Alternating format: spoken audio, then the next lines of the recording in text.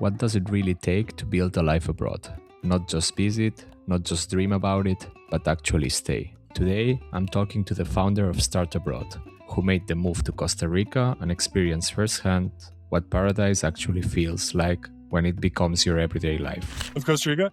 Well, as we're speaking, there's a toucan in the trees right in front of me. So that's really cool. It's a beautiful country, truly beautiful, and it has everything. So it has mountains, it has cloud forest, it has jungle, it has lake, it has incredible Caribbean side beaches with good snorkeling, the Pacific beaches with surfing and the seafood and seeing whales and things. It sounds like a dream, and in many ways it is. But then it comes the part no one puts on Instagram. In terms of the negatives, I just think getting anything done can be really frustrating. And I think that's where a lot of people will come in the first 6 months, especially Americans, and just get really frustrated and maybe think, well, Costa Rica's not for me just because it is slow. And that's where the real story begins, because moving abroad, even to your ideal country, isn't a vacation. No matter where you move, even if you move to your ideal country, first of all, it's not a vacation. Life is just life. And so you're still dealing with similar challenges and you just have to adjust. And there's actually this emotional curve that you go through that the first 2 weeks, you're like, this is the best decision ever. I love it here. And then for whatever reason, you have a panic. You're like, what did I do? This place is terrible. I can't believe we made a huge mistake. And then things balance out. In this episode, we talk about the beauty, the frustration, the emotional roller coaster, and what it really takes to turn a new country into a home, and how Start Abroad can help with it. Today, on Almost Local, the living abroad story of Gerth. Let's start.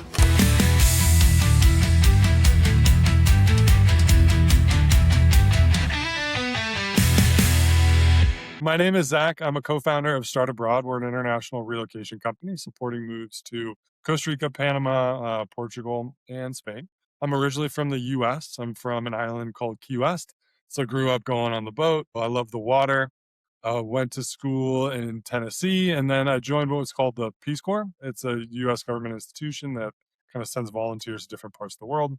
So I was in the Dominican Republic for 4 years. Went to grad school, studied international development, and ended up living in Africa for 5 years, where I met my partner. Over COVID, we decided to launch this business and moved to Costa Rica for a lot of reasons. We wanted to be a little closer to home. We wanted to be on U.S. time zones.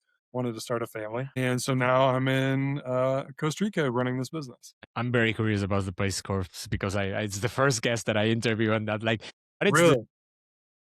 never met anyone who did this. I mean, I suppose in Europe it's less common. What is the job that you used to do with them? Like, what is the volunteer job that you do? Yeah, so I joined right after college. I always loved living in different places. I had been fortunate enough to travel a lot in Europe and South America when I was young. And so I just loved learning about different cultures. And I also grew up in a way that made me want to help people, help themselves. And so I joined the Peace Corps. It's a government institution that sends kind of young, it doesn't have to be young, but mostly young volunteers to do different things in communities around the world.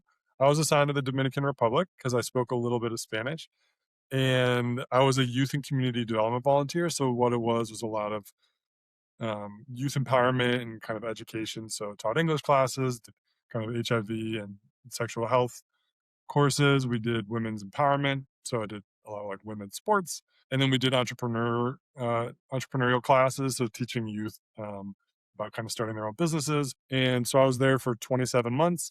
And then I ended up getting a job in the Dominican Republic after that with one of the organizations I coordinated with for another year. So lived there for another year. So about 4 years in total. It's really interesting. Nice environment and work to do. And also absolutely. Yeah, you end up living in a community. There was no one else that spoke English for about 50 miles from where I was. And I didn't speak great Spanish when I first went. I'd taken Spanish in high school and college. And they give you this language test when you first arrive. It's 1 out of 10. 1 is you can't say hola. And 10 is you're a native speaker, and I was a 3. And so, you're just in this community, and it's really difficult to communicate at first, and you don't know anybody. And gradually, you just really integrate in the community, and people really take care of you and look after you, and your language gets better. And so it was a very intense experience, but also extremely meaningful. You said Africa in there, it catch my attention also. How did you end from being in the Dominican Republic to end totally. in Africa? So I was in the Dominican Republic with the Peace Corps. And the Peace Corps is international development, there's a lot of different models. And the basic question is, how do we support people to improve their livelihoods or health outcomes? And the Peace Corps has one model, which is, we send young folks over to kind of do what they can with not a lot of resources. And while I was there, I think there's some things that I did which were impactful, but there was a lot of things that I thought could have been done better to help people improve their own outcomes. And so I decided to go back to graduate school to learn more about what was out there in terms of development models that I thought were effective. So I went to graduate school in New York, and from there, I focused first on agriculture, because for me, before you could start your own businesses or before you could do anything else, you had to feed yourselves. And so I focused on agriculture and development. And one of the big social enterprises is called One Acre Fund. And so they came and presented to my master's program, and I ended up getting hired there. And I was on their operations team in rural Kenya. So I went there, and actually, my partner, the person, Anna, she's now my partner. We live together. We have a baby. She was the HR lead when I was hired, Okay. and so we met in very rural Kenya. I was on the field operations team there for a few years, and then I was promoted to a role managing the agroforestry program. So that organization, the goal is to plant 1 billion trees by 2030, and so I was managing different country programs to help them do that. And it was like a really wonderful job and time. So we were predominantly in East Africa, Rwanda, Kenya, and then I traveled around different countries. And it's just a beautiful part of the world that most people don't end up seeing. Interesting. It must be challenging also, I suppose. Like you speak about it like really in good terms, but I suppose there was challenging moments into it also. Of course, yeah. There's challenging moments throughout life, right? And so Of there were course. certainly plenty of challenging moments. There's also just challenging and funny moments. So the reason the organization existed was because there used to be something called the hunger season. East African agriculture is rain fed. And so the period between when you've eaten all of your last year's crops and then when your new crops are ready to eat, it's the hunger season. And so people used to die. There used to be a lot of starvation. And so the guy who founded the company did it to figure out how we could mitigate the hunger season. And so when you're over there and you're living in rural Kenya, you do see a lot of poverty, a lot of very poor health outcomes, and you're trying to do what you can with limited resources in that environment. But it was also, I think, I was really proud of the work we did. I think we had done a lot of work to help mitigate the hunger season. But then there's always challenging moments, or there was one moment where when you first arrive and you're on the field operations team, they send you out for a week with the field officer. So that's a local kind of first point of contact for farmers with our organization. And they manage maybe 150 farmers in groups of 10. So I went and lived with a field officer for a week, and he was presenting to one of his groups, and I needed to go to the bathroom. And we were just in a field. A lot of these meetings, it's just rural Africa, so there's not much. And we were in a field, and there was a cow. It's called a cow dip. So if you have cows and they have pests, they need to run through medicated treated water and come out to deal with the pests. But to me, it looked like cement. So imagine there's 12 farmers. They're very impressed that I'm there because I'm from HQ, and the field officer's presenting me as this like visiting person from the field office. And I was like, excuse me a second. Like I walked across the field like 50 yards, and I was just going to go behind this little cow dip.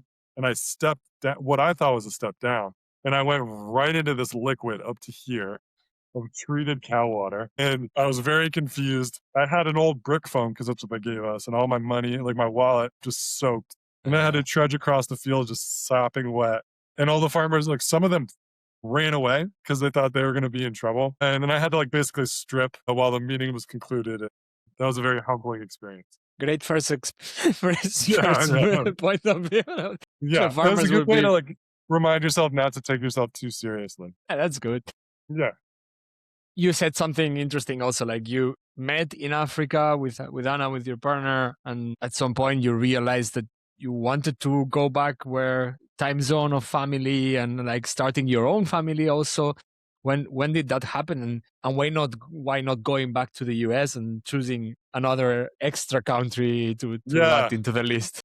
It's a great kind. And so both Anne and I have lived abroad for a long time. Costa Rica is each of our the sixth different country that we've lived. And I'm from the US. I love the US in a lot of ways. But right now, and I think there's a lot of people for the last like 10 years or so, I think there's a lot of people that think that if they have the opportunity to live elsewhere, it's attractive for a lot of different reasons. And we can talk about those. Because we also provide services supporting people that might feel similarly or moving abroad for different reasons. We also just love living abroad. And we didn't have one place in particular that called to us. So all of our friends and family are spread out. So it's not like we would go one place where everyone would be. She's from Virginia. I'm from Florida. We have friends all over. So what ended up happening was in March 2020, we were going to the US for two different weddings. And as we were flying, all the borders were shut. And so we were stuck in the US for a year because of the COVID. And we were going for 2 weeks. So we had two wedding outfits, like 4 pairs of underwear and nothing else. And we got stuck there for a year with all of our stuff in Rwanda. And over that period, we just started thinking, what's next? We wanted to start our own business. Anna's background was in professional HR, so she had moved people all over the globe. What we saw was that as we were starting to consider moving ourselves, not with a company, when you move with a company, they take care of everything. When you move by yourself, no one's helping you out. And we saw a lot of people getting taken advantage of. We saw a lot of people who it should be really exciting. You get to move to Portugal, and all of a sudden it becomes very negative or expensive. And so, because of Anna's background and my background, we thought we could help people. So, we wanted to launch this business. To do so, we needed to be on US time zones because a lot of our clients would be US Canadian. We also work with Europeans. And we wanted to be a little closer to home. When you live in Europe, or I'm sorry, when you live in Africa, it's a 40-hour travel days to get home. It's an 8-hour time difference. So if you call people, they're going to bed or just waking up. And we knew that we wanted to start a family, and so just being a little closer to home. It's a direct flight from the US for our family to visit us, for us to visit them. Actually, my family's coming in next week. We're going to the beach. And that, people would come to Africa, but it is a much bigger deal. And so it was just the right step for us in this time. And then we considered a few different countries and ultimately chose Costa Rica. You've been to Costa Rica before moving there? I had been a few times. In college, I led a volunteerism trip here to build a sports court for community. And then my brother and I came after Peace Corps. Actually, he and I came and did a few weeks here. But Anna had never been. And so we were so we both spoke a little bit of Spanish. I had been in the Dominican Republic, loved kind of like Latino culture. I believe in cultural fit. I think sometimes you go to a place and you say, oh, this culture, like it feels very comfortable, feels like home. And so Latino culture always felt like that to me. So we considered Panama, Costa Rica. I wanted Colombia because it's very cheap. But of those three, Anna just was like Costa Rica. We loved that it took care of the nature very well. They didn't have an army, very laid back. And so it was a really good fit for us. Nice. How did the country welcome you? Like it was after COVID. I don't think it was probably one of the best moments anywhere, probably. Yeah. Like everyone was a little bit in panic mode. Yeah. How was the transition? For us, okay, so I think if you were to move down this, so you live in Italy. If you were to move down the street in Italy, it's really hard. Moving anywhere is one of the hardest things that we as humans do. And I always take for granted that, like, I've moved so much. This is my sixth country. I know what to expect. Speak a little Spanish. It's going to be fine. And the truth is that moving, especially to a new country, is always really hard. And I'm always surprised by how hard it is for me because I just think that, like, I know how. And so those first 6 months, I think no matter where you move, even if you move to your ideal country, first of all, it's not a vacation. Life is just life. And so you're still dealing with similar challenges and you just have to adjust. And there's actually this emotional curve that you go through that the first 2 weeks, you're like, this is the best decision ever. I love it here. And then for whatever reason, you have a panic. You're like, what did I do? This place is terrible. I can't believe we made a huge mistake. And then things balance out. So to your question, there was a transition period. We also didn't know exactly where we were going to live. And so we traveled around to 5 different places and spent a week in each, which I recommend to folks. And we found a place that we loved and we rented for a year. Costa Rica is extremely welcoming. It's a really friendly, warm country, although there's still plenty of things that are frustrating. And we could talk about those.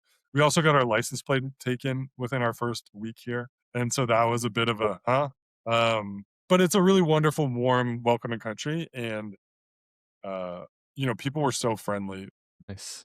So maybe before we go to the fast replies questions, because in there we will enter deeper into Costa Rica life and how is it has been for you. I wanted to ask a little bit like how was building a company and a new, like the transition from coming from a very development in the field based work, no, as far as I get, to probably work fully from home remotely with clients all over the globe and mostly digitalized company. Yeah, I mean, it was a big adjustment. Although, the year of COVID, I was still working for One Acre Fund from the US. And so that was my first experience working fully remote because I used to go into the office and then do trips out to the field quite frequently. And so that first year online was during COVID. And that kind of, I think, helped with the transition. It was a big change, though, because Anna and I used to work for a social enterprise, and the goal was to support people to, feed themselves more or improve their livelihoods. So it was a big adjustment for us then to be supporting people to relocate abroad. It's similar in that we want to support people to make, something more positive, but different kind of scope. And all of a sudden we're working for ourselves. And I mean, you probably know that when you start your own business, you go from, all right, I'm in charge of this one thing and I'm going to do it really well, to you have to do everything and you do the best you can. And now we've grown enough, right, so that we have employees. And but those first few years are just in terms of what you have to learn and everything you don't know is really exciting and very, very overwhelming at the same time. Why exactly doing that? No, like helping people move abroad. What motivated you to put yourself in this field? Yeah, what we found was we were like, okay, well, we want to move to Costa Rica. And we looked for companies that could help us. And we didn't really find the service that we wanted. And at the same time, this was Anna's background. So Anna had done this hundreds of times because she was in charge of international HR and was moving people. And then what we did a lot of research and we saw people's kind of horror stories of I found someone on Facebook and I paid them a bunch of money and they just left. Like they weren't legitimate. Or I trusted this information I found online, but it wasn't accurate. And so now instead of getting to move to Costa Rica, my application was denied. And now it's a really negative process. And now I'm not going to move abroad. You'll see that people need to move abroad for a lot of reasons. Some people want to, for it's the adventure. Some people want to give their kids a different life. Some pensioners say, well, I need access to affordable medical care, whatever it is. And to see those people get really discouraged or scammed was really sad. And so we created the service that we wish had existed for us. And yeah, that's how we kind of came up with the business idea. So which countries do you cover? You said obviously Costa Rica. Yeah, Panama, Portugal, and Spain. Why these four? It's a great question. We get that all the time. And the answer is, so when we first developed the business idea, we were looking at countries. And for US expats, the two most popular countries to move to were Canada and Mexico. And then the next were Costa Rica, Portugal at the time. And we really investigated and we decided we didn't want to do Canada or Mexico for different reasons. And so the next two were Portugal and Costa Rica, and then Panama and Spain were very popular. We wanted to pick, so, we had, okay, we can do several in the regions that are similar processes to each other. And my family has a property in Portugal, so we were already pretty familiar with that and going. And we were living in Costa Rica. And so, accessible visas, very popular with expats in places that we felt we could understand and provide good services. Nice.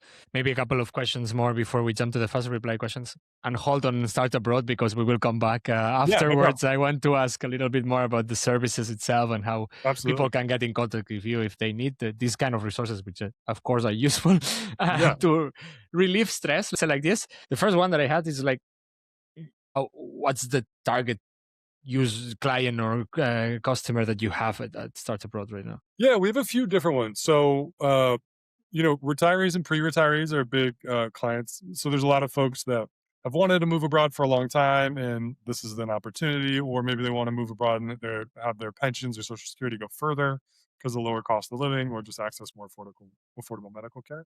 That's very common. Another one are young families. So folks that want to raise their kids in different cultures or have always dreamed of doing it or want their kid to learn another language or maybe they have the opportunity to work remotely and so why not? And then we also have young professionals. A young digital nomad. When I was 24, I would go and I'd figure it out myself. But if you're 30, for instance, and you have a little more money and you say, look, I'm really busy. There's a bunch of paperwork here. I don't want to spend 50 hours online to figure this out. I would like you to help me. That's a very common client of ours as well. Especially for younger folks, geo arbitrage is a really kind of popular way to think about these things now, is if you can make US or Canadian or UK salaries, for instance, and then live in a country like Portugal or Costa Rica is not the cheapest country, but there are places where you can live much more affordably depending on where you're coming from. You can live really well, better than you could in San Francisco, for instance. Definitely. San Francisco is expensive. Or Barcelona. Yeah. The last one before we jump to the fast replies I would ask is, what is the biggest mistakes that you see commonly done by the people or your clients when trying to relocate? It depends on the country because every country is a little different. So for instance, Costa Rica, the car market is really different. And so I think people will assume that things work the same as they do in their home countries, and they don't. And And countries aren't going to adjust themselves to your expectations. You need to adjust yourself to how it works in the country. And I guess that's maybe the biggest mistake is people just expect that things will work the same as they do. So even going to the bank in Portugal or Costa Rica is so different than going to the bank in the US. In the US and Canada and the UK, for instance, economies are set up for ease of commerce. Basically, they want things to function well so that you can spend your money quickly because that's how the economies work. In Costa Rica and Portugal, it doesn't work that way. They don't really care. And so you're gonna go to the bank and people don't want to deal with it. And so they say, well, we can't do it. And that can be so frustrating and maddening, especially for new expats. And a lot of people just get really angry. One of the reasons we want to move to these countries is because they're more laid back. And so you kind of need to adjust to that and adjust your expectations and learn how things work on the ground and adjust your expectations to those and don't expect that people will these cultures aren't going to adjust to you. Wonderful. Zach, I would jump to the quick questions. I always ask the same 12 questions to everyone, in this case about Costa Rica. So we get to know a little bit more about the life there. You should try to respond each of them around 40, 60 seconds each. So we get an overview of how it's your specific case of life in Costa Rica right now. Great. The first question that I have, it's cultural adjustment. One thing that took you a while to adapt. Yeah. Similar to what I was just describing, things work based on personal connections and if people like you and not because they should. And so, you go to the bank and if you're a jerk, they're just not going to really go out of their way to help you. And if they like you and you ask about their family and you're calm and patient, they'll go out of their way to do what they can for you. We were going to have our electric cut off because I forgot to pay it, which is a good reminder. I need to pay it today. And the guy from the office called me because he knows me personally and I've always been very polite. And he allowed me to make my payment late and they didn't cut off our electric. If you would not have known that person in person, Yeah, they will cut it and that's it. Yeah. Or if I would be a jerk every time I go in, they're not going to help. Second question that I have is social life. How do you meet new people, new friends right now? Yeah. Well, we have a young baby. So we have a 2-year-old. And so our social life has taken a hit in the last few years. But there's a lot of community groups. So there's a Spanish morning breakfast where a bunch of gringos get together and speak Spanish terribly. There is pickleball. So I've always played sports in different places I've gone. So I play pickleball. And she's a singer. So she joined a band. There's hiking groups. We walk the dogs and see people. This is one of those places where you wave at everybody. And so even if you don't have social activities, you just go to town and go shopping and it feels like a social activity. Nice. Third one that I have, it's language. How are you dealing with Spanish? It is a must in Costa Rica. No, Costa Rica is actually pretty friendly if you don't speak Spanish, depending on where you are. There's a lot of places where, and some of our clients just never learned much Spanish and you can get by fine. We live much more rurally. And so there are some expats here that don't speak Spanish, but I'm probably like a 7 out of 10 right now. And we have a nanny who helps with the child. And so our Spanish is certainly conversational. And I think that just really deepens your experience. So you don't need it, but I'd recommend trying at least because people really appreciate when you try it. Absolutely. What about we talk a little bit about geo arbitrage. What about the cost of living? Like how expensive it is or how cheap it is right now? Yeah. So people hear Central America and they think it's going to be really cheap. And some countries are, but Costa Rica is not that cheap. It's a middle income country. We compare it to living in kind of like a mid-tier city in the US or Canada or the UK. Mm-hmm. Our household budget per month is $3,800, about. It depends. It could be a lot cheaper if we wanted. It could also be a lot more expensive. We own our own home, but we do have a nanny. We have a lady who comes clean the house. So typically in Costa Rica, imported food is very expensive. But utilities are not that expensive. And then cost of labor is really cheap. So things like having someone clean your house or a nanny is way more affordable. So my brother lives in Denver, Colorado, and they pay something like 10 times as much to send their baby to daycare than we pay for a nanny who comes here from 8 to 5 days a week. All right. You said you own the house, so the next one that I have, it's like finding a home. How do you find apartments, place to live? This is challenging. Yeah, so the market in Costa Rica is very informal, and there's just not that much inventory because most things are just short-term Airbnbs. And so you really need to know property management companies or know realtors on the ground. There are some online websites that you can use to pull listings. So this is something that we do for our clients is manage this process because it is so difficult. We always recommend renting before you buy because in Costa Rica, it's easy to buy, hard to sell. So we rented a place for a year just to make sure we wanted to be where we ended up. And then we decided to buy and we actually ended up finding our own place, not through a realtor. Next one that I have, it's living like a local. One thing that you use to blend in, and or one mistake to avoid to not be Yeah. the target. Well, I think waving at everybody. I think, Costa Rica, especially where we live, it's a very small, tight knit community. If you go out, if you are in a big city, you're going to put your hood up, you're going to put your earphones in, you're going to walk with your head down, and you're going to kind of just assume that you don't need to interact with anybody. And here, that'd be very rude. And just even people driving by, if you're walking by, you say, hola, like you make eye contact, you wave, you smile. And I think not doing that is not the end of the world, but I think people will respond to you much better if you go and you like to talk to people. And I know that a lot of us we don't talk to people as much as we used to, but I think living in Costa Rica, just being very friendly, being very patient, like talking to people will go a long way. Sounds like a nice environment to me. It is a nice spot.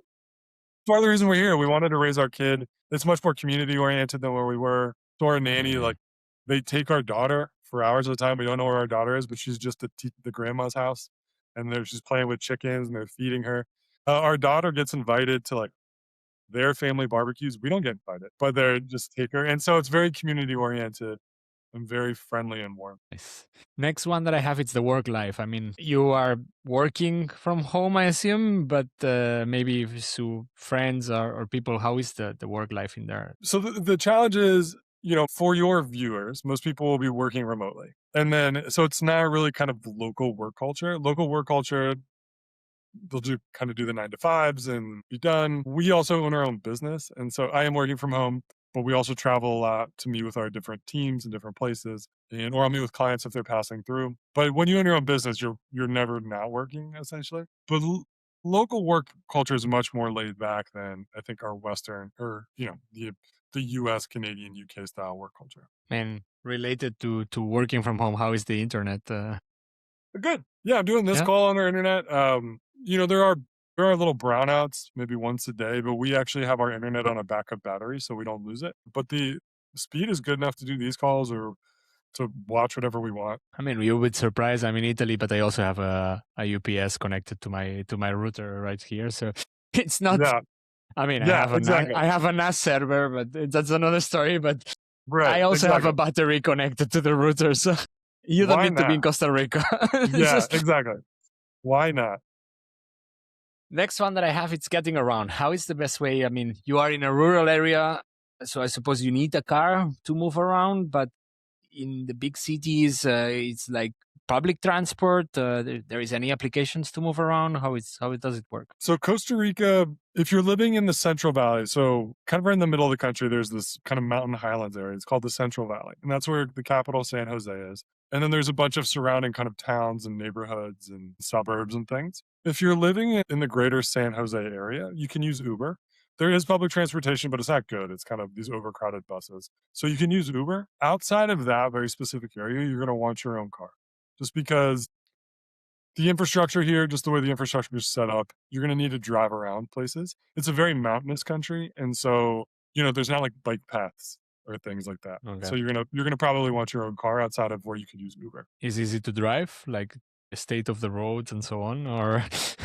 I'm very used to it. I think people come down and they're freaked out. So, if you're driving in Canada, the roads are pretty good and the drive, everyone's follows the same set of rules. And so you can almost zone out while you're driving on the highway, which is not great. In Costa Rica, it's not that way. It's very active at all times. I don't mind it. I think it's fine.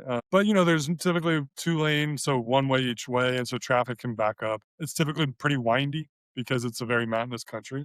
I'm very used to it, so it doesn't bother me, but it is an adjustment. See. What about, I mean, I know from Cuba, from Mexico, colectivos do exist in Costa Rica, like the colectivo. What is that? It's the communal taxi, like a shared car approach where you jump into. Not as much in the Dominican Republic, yes. So we used to hitchhike all the time in the back of like produce trucks in the Dominican Republic, or we would use the colectivos when we were in the capital. But here, not as much. Interesting. So I suppose it's a matter of like how high or low are you in the central. I agree. I'm really tall. And so they used to make me buy 2 seats in the colectivos because I had to like kind of go sideways. Crazy. Next one that I have, it's healthcare. Yeah. I mean, did you have a baby in Costa Rica? Were you already here? Like, so you touched the healthcare system. How is it?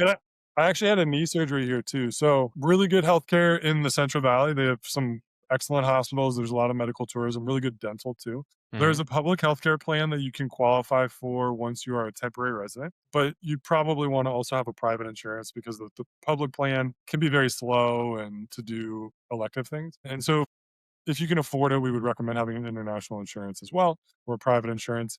But I paid for the knee surgery out of pocket because I didn't have the insurance at that point, and it would have bankrupted me in the US, and I could afford it here. We gave birth, my partner gave birth here. Part of the reason we did it too is because when you have a child in Costa Rica, you automatically become permanent residents, and the child automatically becomes a dual citizen. So we got to skip kind of the visa lines by doing it. So we had a bit of an anchor baby, but she's a dual citizen now. The medical system here is very good, especially in the Central Valley. Nice. Now the question that frightens everyone. After a positive one, Yeah, bureaucracy, paperwork, visas, permits. yeah. Things move slowly, and you just need to be prepared for it. And ultimately, it's up to the discretion of whoever's processing whatever you're trying to do. So, if you're doing a visa, for instance, a digital nomad visa, we actually just had a case. Everything was correct about the paperwork that was submitted, but some agent didn't want to deal with it and they made up some rule. And now we have to comply with the rule. So, it is a bureaucratic country, and it can kind of generally things function okay, but they just take forever. So if you're going for a temporary residency, it takes them 10 months to process. You can live in the country while they're processing the visa, but it's 10 months. Just to give you an idea, to open a bank account can be a really painful process. So just as long as you know what to expect and manage your expectations and be prepared to go several times to kind of get things done. It's Pura Vida. So one of the reasons we like Costa Rica is because it's Pura Vida, but it's also Pura Vida in terms of all the processes. So I see. expect that. Is it very paperwork based, or you can do things digitally? So you're supposed to be able to do things digitally, but those digital systems don't always function extremely well. Some things do. So, for instance, there's an online mobile payment system called SeamPay. So you put money Mhm. in your Costa Rican bank account, and you can pay with your phone, and that works great. There are online apps for the banks and things that work depending on the day of the week, and there's just some things that are a lot more bureaucratic than and require a lot more paperwork than you would expect. I see.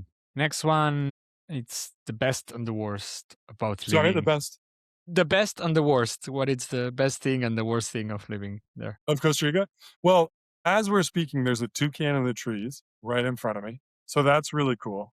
It's a beautiful country, truly beautiful, and it has everything. So it has mountains, it has cloud forest, it has jungle, it has lake, it has incredible Caribbean side beaches with good snorkeling, the Pacific beaches with surfing and the seafood and seeing whales and things. So, and they've really taken care of their environment, and we always are very impressed that that's kind of been people Costa Ricans feel that. So we used to just kind of throw out our banana peels, and we got reprimanded by a Costa Rican friend who's like, "No, that needs to go back into the soil." And so they really do take care of their nutrients. It's a beautiful country. It's relatively very clean and just very warm and welcoming and laid back. In terms of the negatives, I just think getting anything done can be really frustrating, and I think that's where a lot of people will come in the first 6 months, especially Americans, and just get really frustrated and maybe think that, well, Costa Rica's not for me just because it is slow. Last one that I have for this section is the top tip. I mean, I suppose that's part of your job, Yeah, probably, but what is the one line advice that you give to people who's planning to move? visit first. I believe in cultural fit. Sometimes people will move or buy a property for $400,000 because they had a great vacation 2 years ago. Vacation is different from living in a place. You're going to want to live in a different kind of place than you might vacation to. Check out a bunch of different areas. Spend as much time as you can in a bunch of different areas before kind of making a commitment. Nice. Perfect. Then I would say we switch gears up a little bit and Great. I present you with the mini game that I prepared for you. Just about this. Yeah, this is a mystery. First of all, thanks a lot for all the responses about Costa Rica. I think it makes it nice for the audience to listen and to get a grasp. Although visit first. Yeah. The mini game that I prepared today, it's called "Which Country Wins?" Start Abroad Edition. So basically, I will name you a category, and you must choose which country you choose based on that category from the 4 countries that you work with. Okay. Start Abroad. Great. I mean, maybe the listeners take these ones already also, and they contact you with a chosen country. Yeah, great. The first category that I have is best food. Ooh. Okay, I don't want to make anyone mad. I think Costa Rica and Panama. Well, Panama has a lot of really good international food, but if we're talking about kind of local cuisine, for me it's Spain. Portugal has a lot of seafood, kind of North Atlantic seafood, which is just not my favorite. And Costa Rican, I think Panamanian local cuisine is just okay. Spanish food is some of the best in the world. Disagree with that, I suppose. But second one that I have, it's easiest residency. Probably either Costa Rica or Panama. So for Spain and Portugal, it's a pretty bureaucratic and long process. For Portugal, you have to submit through your home country. It's going to take 4 months to approve. Spain is pretty similar, although you can apply for the digital nomad visa from Spain, so that's a little faster. But Costa Rica or Panama, you could just come as nationals from a lot of the countries that or our clients are from. You can just come. Digital nomad visa in Costa Rica, we can get it for you in 2 months. It's relatively little paperwork. And then Panama has this new golden visa. So if you want a second travel passport, you have to invest 300,000, and that's actually pretty easy to get if you can afford it. Next one, it's friendliest locals. Okay, so I think Costa Rica and Portugal are tied for this. I think Spain, it's a little more fast moving, kind of people are doing their thing. It's a little more cosmopolitan. And so I think when you get more cosmopolitan, often it's like a little less warm and friendly because I think you get warm and friendly out of people just kind of relaxing a little more. So I think Portugal is very, very warm and friendly. And I think Costa Rica is exceedingly warm and friendly. Panama is a little more kind of US, it's tied more to the US economy. It's got a little bit more of the US hustle culture. And so people are friendly. I think people are also friendly in Spain, but I think Costa Rica is exceedingly friendly. And I think Portugal is quite friendly. Best infrastructure. Panama City is excellent. And then I think Spain, depending on where you are, like if you're in Madrid, it's world-class infrastructure. Although I'm sure if you live there, you get frustrated by it. But really good infrastructure in Panama City and I think Spain more generally. Best for families. Depends. This really depends on what you want. I've chosen, my partner and I chose Costa Rica for our family, and we love it. We love raising our daughter in this culture. She's part of the family of a local family. Can't beat it.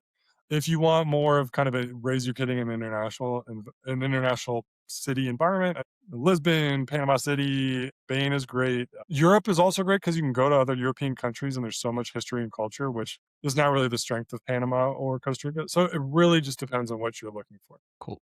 Best for entrepreneurs for building a company. I think, there's real advantages for Panama in terms of taxes. In Costa Rica, you don't pay tax on foreign earned income. So Panama is really good for like nomads and people that are working abroad or people starting their own companies. Because if you're going to incorporate in the US like we did, you don't pay tax to Costa Rica on that. And same in Panama. Whereas Portugal and Spain, there's just a lot higher tax burden. Although if you're trying to cater to locals, then Portugal or Spain probably have more opportunities for your business. I see. Most underrated.